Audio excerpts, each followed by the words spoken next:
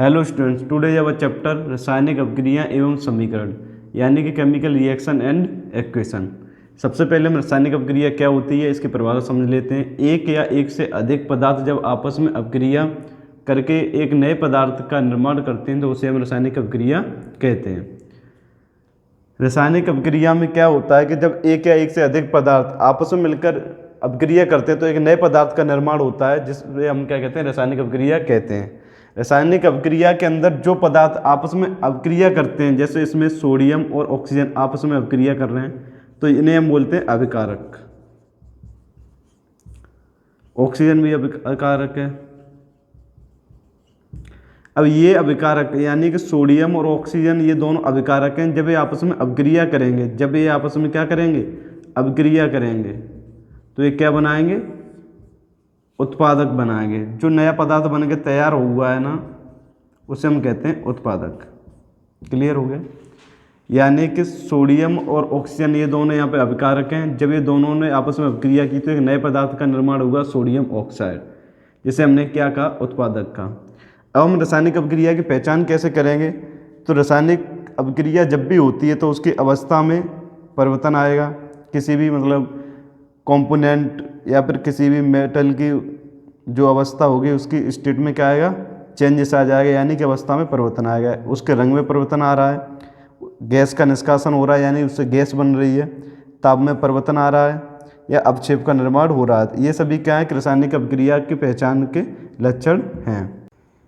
रासायनिक समीकरण, रासायनिक समीकरण की परिभाषा देख लेते हैं। रासायनिक अभिक्रिया का प्रतीकात्मक निरूपण रासायनिक समीकरण कहलाता है।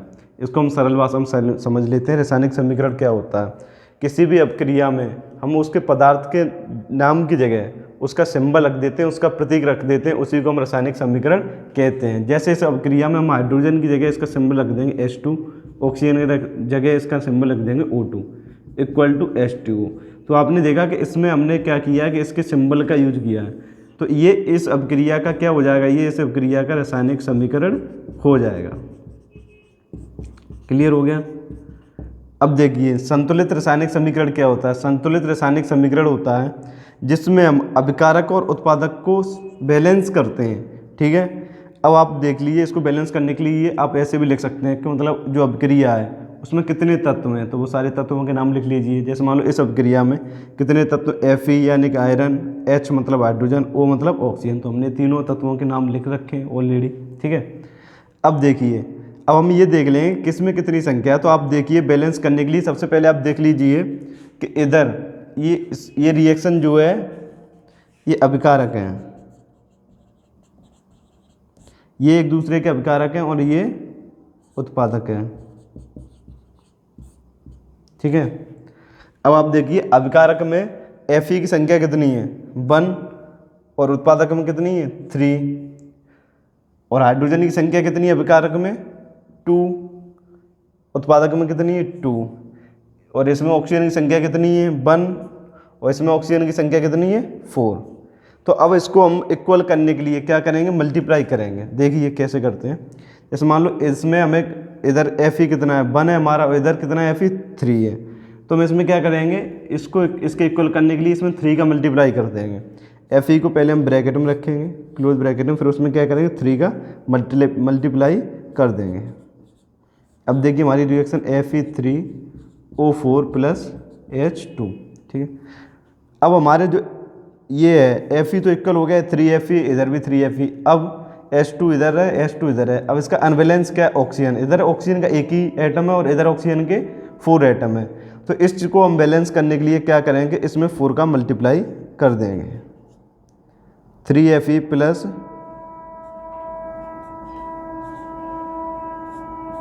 इसमें पूरे में 4 का मल्टीप्लाई कर देंगे। ऑक्सीजन को बैलेंस करने के लिए 4 का मल्टीप्लाई कर देंगे। जब हम इसमें 4 का मल्टीप्लाई करेंगे तो आप नोटिस करेंगे कि इसमें 3Fe प्लस जब 4 का मल्टीप्लाई इसमें होगा तो ये H8 हो जाएंगे और ऑक्सीजन 4 हो जाएगी। क्लियर हो गया। अब देखिए कि इसको बैलेंस करने के चक्कर में, ऑक्सीजन को बैलेंस करने के चक्कर में हमारा जो हाइड्रोजन था वो डिसबैलेंस हो गया। अब इधर हाइड्रोजन के 8 एलिमेंट्स हो गए और इधर हाइड्रोजन के 2 एलिमेंट्स हैं। तो इसके लिए हम क्या करेंगे कि Fe3O4 H2 में हम कितने का मल्टीप्लाई कर देंगे, 4 का मल्टीप्लाई कर देंगे।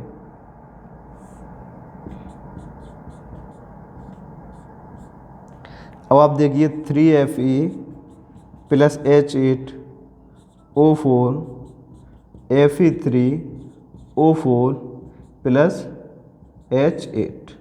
अब आप देख लीजिए,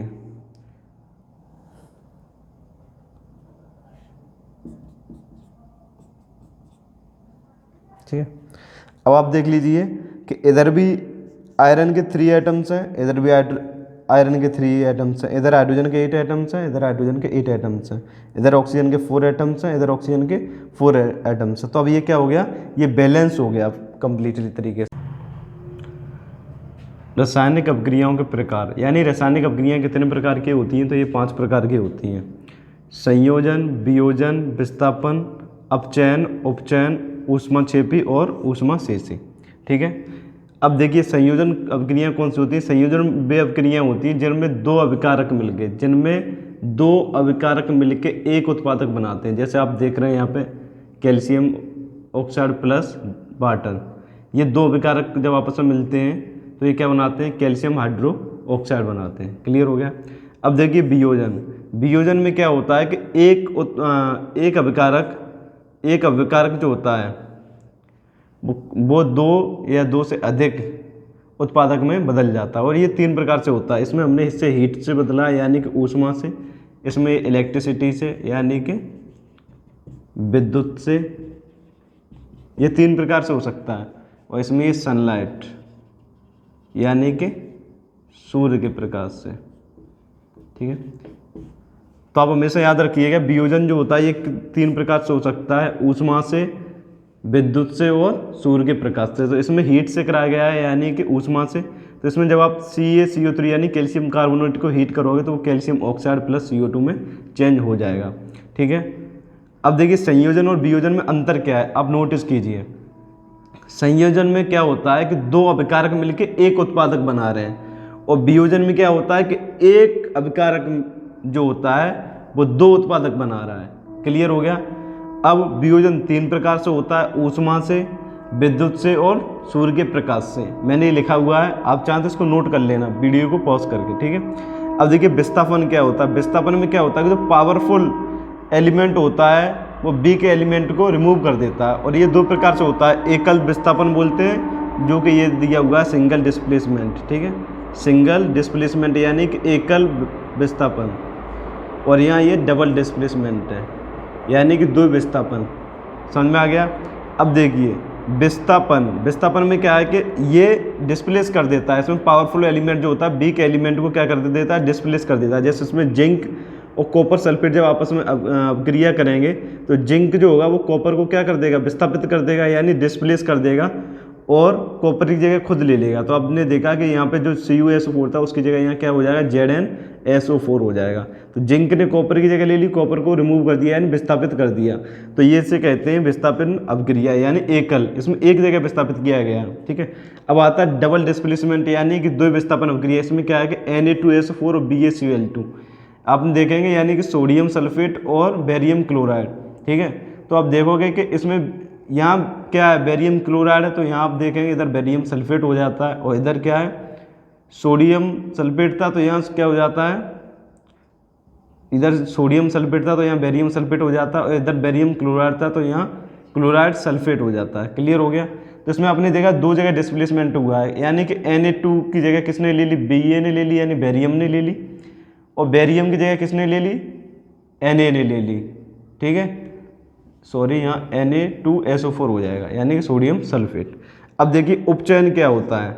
उपचयन यानी ऑक्सीजन का ऐड होना उपचयन कहलाता है, ऑक्सीडेशन भी बोलते हैं जिसे हम। जैसे मान लीजिए कॉपर है, कॉपर में जब ऑक्सीजन ऐड होती है तो ये क्या बन जाता है, कॉपर ऑक्साइड बन जाता है। तो हम इसको क्या कहते हैं, उपचयन कहते हैं। उपचयन यानी ऑक्सीडेशन, ऑक्सीजन का ऐड होना क्या कहलाता है, उपचयन कहलाता है। आप स्पष्ट रूप से देख सकते हैं कि इसमें कॉपर में जब ऑक्सीजन ऐड हो गई, देखिए तो ये कॉपर ऑक्साइड बन गया, तो इसे हम क्या कहेंगे, उपचयन कहेंगे, ठीक है। अब अपचयन क्या होता है, अपचयन ये होता है हाइड्रोजन का ऐड होना, और ठीक है। तो इसमें देखिए 2Na यानी सोडियम प्लस H2, इसमें क्या है कि सोडियम और हाइड्रोजन आपस में जब आप रिएक्शन कराओगे तो सोडियम हाइड्रोक्साइड बन जाएगा। तो इसमें क्या होगा, ये उपचयन होगा, उपचयन यानी कि रिडक्शन। इसको मैं बता भी देता हूँ उपचयन को आप कैसे आइडेंटिफाई कर सकते हैं। जब भी ऑक्सीजन ऐड हो रही होगी आप समझ लीजिए उपचयन हो रहा है, जब भी हाइड्रोजन रिमूव हो रही होगी आप समझ लीजिए उपचयन हो रहा है। जब भी हाइड्रोजन ऐड हो रही होगी समझ लीजिए अपचयन हो रहा है, और जब भी ऑक्सीजन रिमूव हो रही होगी समझ लीजिए अपचयन हो रहा है। क्लियर हो गया। अब आता है ऊष्माक्षेपी रिएक्शंस और ऊष्माशेषी रिएक्शंस। तो ऊष्माक्षेपी रिएक्शंस यानी ऊष्माक्षेपी अपक्रिया, वो अपक्रियाँ होती हैं जो कि जब मतलब अपक्रिया करती हैं तो हीट प्रोड्यूस करती हैं। क्या प्रोड्यूस करती हैं? हीट प्रोड्यूस करती हैं, यानी कि ऊष्मा प्रोड्यूस करती हैं अपक्रिया के दौरान। और ऊष्माशेषी अपक्रियाएँ क्या होती हैं? ऊष्माशेषी अपक्रियाएँ वे होती हैं जो एब्जर्व करती हैं हीट को। इन्हें हीट चाहिए होती है अपनी रिएक्शंस को करने के लिए। क्लियर हो गया। इसका एग्जाम्पल होगा जैसे मान लो आइस होती है, आइस यानी कि बर्फ़, उसको पिघलने के लिए हीट की ज़रूरत पड़ती है, तो वो किस में आएगी? ऊष्माशेषी में आएगी वो। ठीक है, उसे हीट चाहिए अपनी रिएक्शंस करने के लिए, तो वो ऊष्माशेषी अपक्रिया कहलाएगी, आइस का पिघलना। अब देखिए संचारण क्या होता है। तो संचारण किसी भी धातु में एक तरीके से जंग लगना, मोस्टली लोहे में जंग लगना कह सकते हैं, किसी धातु में जंग लगना संचारण कहलाता है। ठीक है, इसको हम कैसे रोक सकते हैं? तो इसके उपाय भी होते हैं। इसको हम पेंट करके रोक सकते हैं, ऑयल ग्रीस का उपयोग करके रोक सकते हैं। अब विकृत गंधता किसे कहते हैं? देखिए संचारण को इंग्लिश में हम कोरोजन कहते हैं और रस्टिंग ऑफ आयरन भी कहते हैं। रस्टिंग ऑफ आयरन यानी कि लोहे का जंग लगना। ठीक है, और ये कब लगता है? तो ये तब लगता है कि जब कोई भी लोहा वाटर और ऑक्सीजन के साथ रिएक्ट कर लेता है। जैसे मान लो कोई अगर लोहा है, अगर वो पानी में भीग गया, फिर उसमें बाहरी इन्वायरमेंट का मतलब कांटेक्ट आ गया, तो उसमें जंग लगना शुरू हो जाएगा, यानी संचारण होना शुरू हो जाएगा। क्लियर हो गया। अब देखिए विकृत गंधता किसे कहते हैं? विकृत गंधता को हम रेंसिडिटी भी बोलते हैं इंग्लिश में।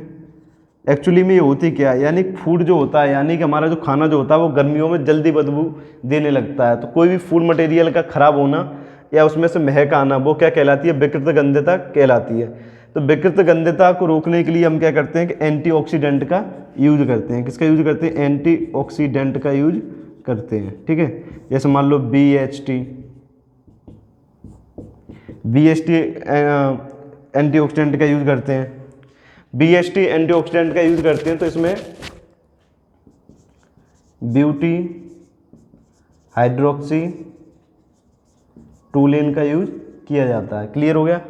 अब देखिए जैसे नाइट्रोजन भी हो सकता है, जैसे हमारे चिप्स वगैरह होते हैं तो वो ख़राब ना हो जाए, इसलिए उसमें नाइट्रोजन गैस भर दी जाती है चिप्स में। ठीक है, क्यों भर दी जाती है? क्योंकि अगर उसमें गैस वगैरह नहीं भरेंगे तो उसमें विकृत गंधता हो जाएगी, यानी कि उसमें बदबू आने लगेगी और उसका खाने का टेस्ट बदल जाएगा। तो संचारण क्या होता है? संचारण वो होता है जिसके कारण लोहे में काई लग जाती है, तो उसे हम संचारण कहते हैं, या किसी धातु में काई का लगना संचारण कहलाता है। ठीक है, अब विकृत गंधता क्या होती है? विकृत गंधता एक वह प्रक्रिया जिसके द्वारा खाना खराब हो जाता है, या फिर उसका स्वाद बदल जाता है, या फिर उसमें बदबू आने लगती है, तो उसे हम कहते हैं विकृत गंधता। तो संचारण को रोकने के उपाय बताइए। तो आप इसमें कह सकते हैं संचारण को रोकने के लिए हम पेंट का यूज कर सकते हैं, ग्रीस का यूज कर सकते हैं, ऑयल का यूज कर सकते हैं। विकृत गंधता का उपाय बताइए इसको रोकने के लिए।